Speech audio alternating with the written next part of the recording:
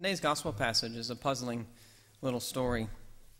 We're told earlier in chapter 13 that Jesus is wandering from one town to another on his way to Jerusalem. And then in verse 31, the Pharisees show up and they say to Jesus, "You better go away, Jesus, or Herod's gonna..." Now it's hard to tell whether the Pharisees are trying to help Jesus, whether they just want to get him out of town, or whether they're trying to trap him in one way or another. Whatever they're trying to do, Jesus responds in that sassy way of his. "You go and tell Herod for me. You go and tell that fox for me. Listen up. I'm a busy guy.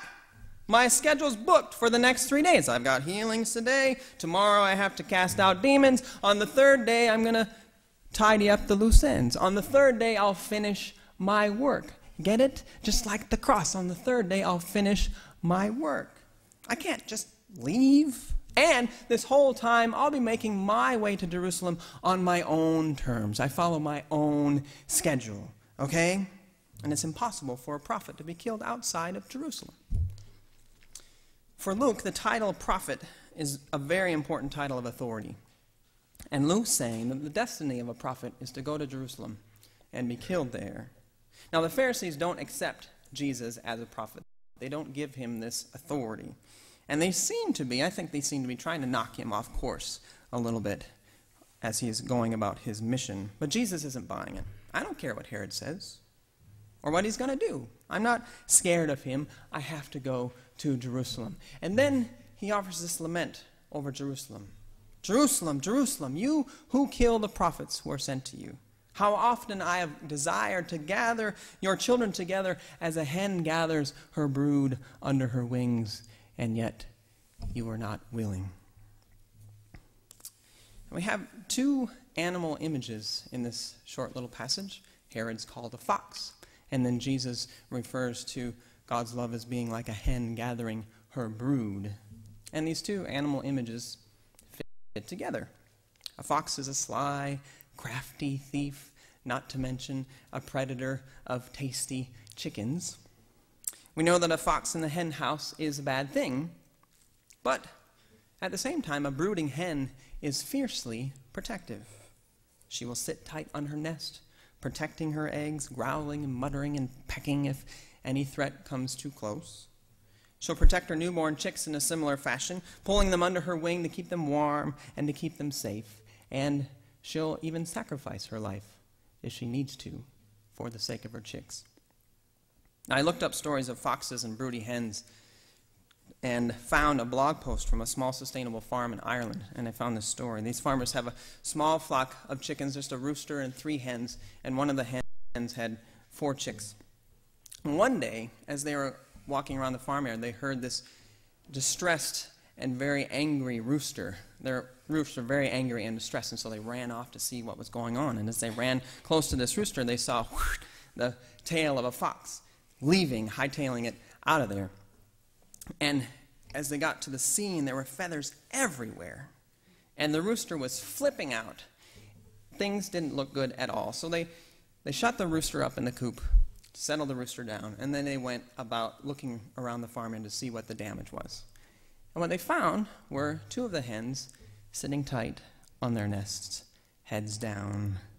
And they found 2 chicks huddled over together on one side of the farmyard, and then they found the other 2 over here under the bush with the 3rd mother hen over them with her wings over her chicks.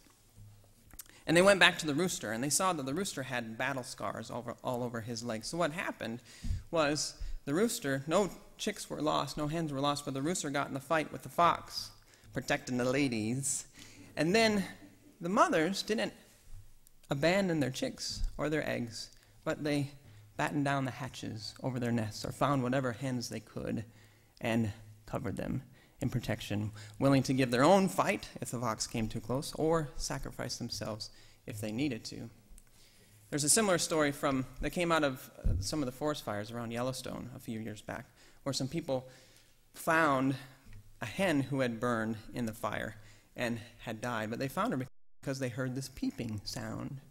And they followed this peeping sound, and they found this hen who had died, but underneath her were her chicks, and they were still alive. So even though the fire was coming close and burned her, she still protected her chicks. So in this image, when Jesus says he longs to gather the children of Jerusalem under his wings like a hen gathers her brood, he gives us a powerful image of God's love. It's a beautiful image. It's a maternal image of fierce protection and powerful sacrifice. Jesus is saying that God is seeking to pull us together and hold us together under the powerful and protective shelter of her wing. That Christ is weeping over Jerusalem, weeping over us because we're scattered all about, fearful of the foxes that threaten us, not realizing that there is a place where we can find safety together, comfort together, not realizing that there is a love that will sacrifice for us, that isn't afraid of the foxes. It's hopeful for me and helpful for me to hear the message that God is trying to pull us together and hold us together. It's also helpful for me to be reminded that love so powerful it's willing to sacrifice itself surrounds us. This is our great story, right? This is what Jesus is getting at in the passage. I'm going to Jerusalem. I've got work to do.